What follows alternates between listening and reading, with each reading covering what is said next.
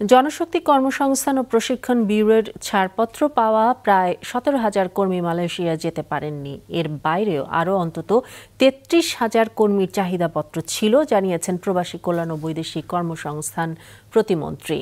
বিকেলে মন্ত্রণালয়ের সংবাদ সম্মেলনে তিনি আরও জানান, রিক্রুটিং এজেন্সিগুলোর কাছে আগেই কি পরিমাণ বাড়তি ফ্লাইট দরকার জানতে চাইলেও তারা জানায়নি। তারপরও মন্ত্রণালয় উদ্যোগ নিয়ে 21টি অতিরিক্ত ফ্লাইটের ব্যবস্থা করায় বেশ কিছু কর্মী যেতে পারে।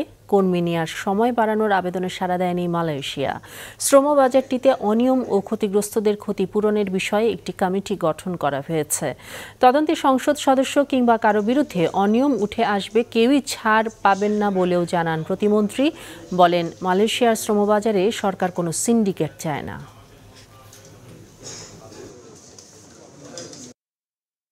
5,26,676 জনকে মন্ত্রণালয় অনুমোদন দিয়েছে।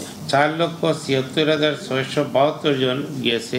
সেই হিসাবে কম বেশি 16,970 জন যাইতে পারে না। রিক্রুটিং এজেন্ট কোনো এমপি জানি না, এমপি চিনিও না, এমপি জানারও কথা নয়, চেনারও কথা নয়, এবং এমপিদের সাথে আমাদের কোনো ডিলিংও নেই।